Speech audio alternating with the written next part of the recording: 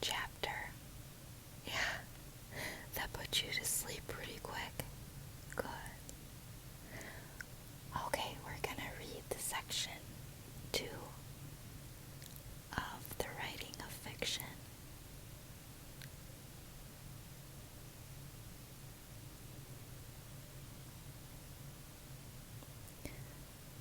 I see you still need to grab your happy little pup. I'll go get him for you. There she is. Okay, let's get started. 2. On the threshold of any theory of art, its exponent is sure to be asked, on what first assumption does your theory rest? And in fiction, as in every other art, the only answer seems to be that any theory must begin by assuming the need of selection. It seems curious that even now, and perhaps more than ever, one should have to explain and defend what is no more than the rule underlying the most artless verbal statement. No matter how restricted an incident one is trying to give an account of, it cannot but be fringed with details more and more remotely relevant, and beyond that with an outer mass of irrelevant facts which may crowd on the narrator simply because of some accidental propinquity in time or space. To choose between all this material is the first step towards coherent expression.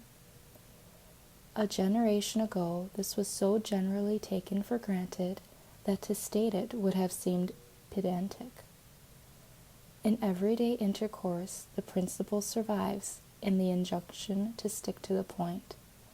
But the novelist who applies, or owns up to applying, this rule to his art is nowadays accused of being absorbed in technique to the exclusion of the supposedly contrary element of human interest.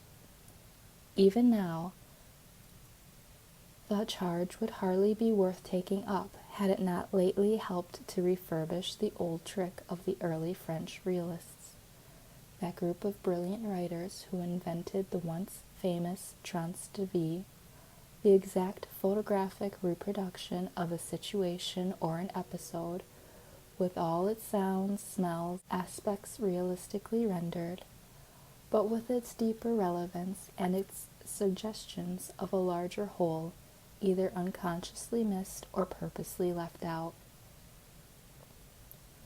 Now that half a century has elapsed, one sees that those among this group of writers who survive are still readable in spite of their constricting theory, or in proportion as they forgot about it once they closed with their subject. Such are Maupassant, who packed into his brief masterpieces so deep a psychological significance and so sure a sense of larger relations, Zola, whose slices became the stuff of great romantic allegories, in which the forces of nature and industry are the huge cloudy protagonists, as in A Pilgrim's Progress of men's material activities, and the Goncourts, whose French instinct for psychological analysis always made them seize on the more significant morsel of the famous slices.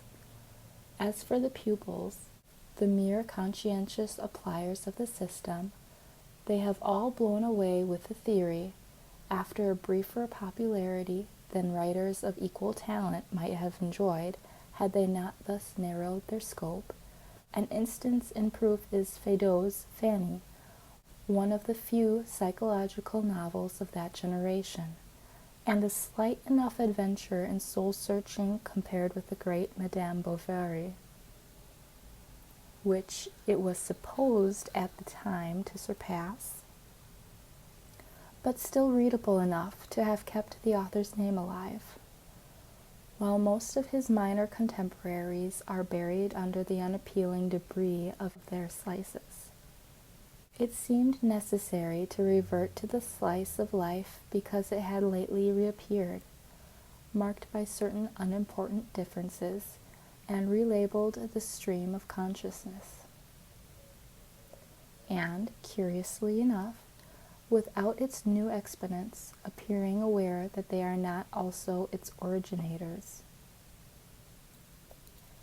This time the theory seems to have sprung up first in England and America, but had already spread to certain of the younger French novelists, who are just now, confusedly if admiringly, rather overconscious of recent tendencies in English and American fiction.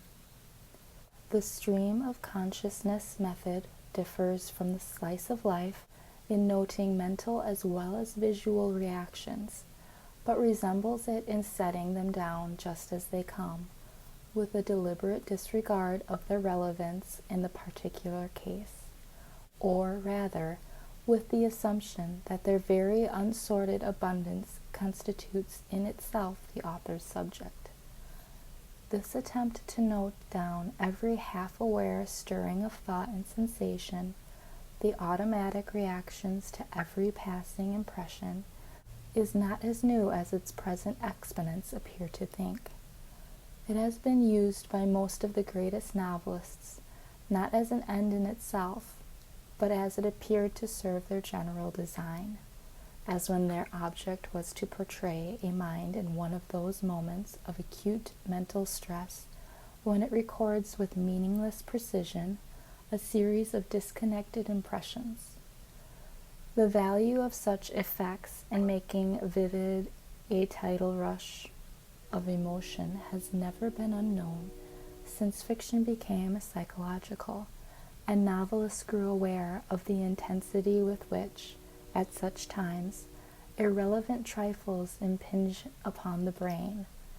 But they have never been deluded by the idea that the subconscious, that Mrs. Harris of the psychologists, could in itself furnish the materials for their act. All the greatest of them, from Balzac and Thackeray onward, who made use of the stammerings and murmurings of the half-conscious mind whenever, but only when, such a state of mental flux fitted into the whole picture of the person portrayed. Their observations showed them that in the world of normal men life is conducted, at least in its decisive moments, on fairly coherent and selective lines, and that only thus can the great fundamental affairs of bread-getting and home and tribe organizing be carried on.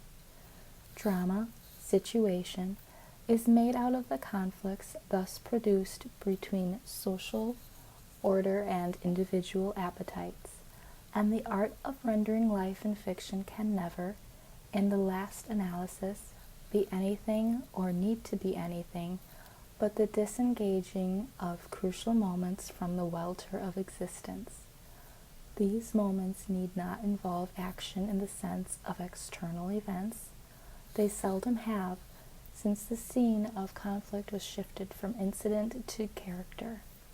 But there must be something that makes them crucial, some recognizable relation to a familiar social or moral standard, some explicit awareness of the external struggle between man's contending impulses, if the tale embodying them are to fix the attention and hold the memory.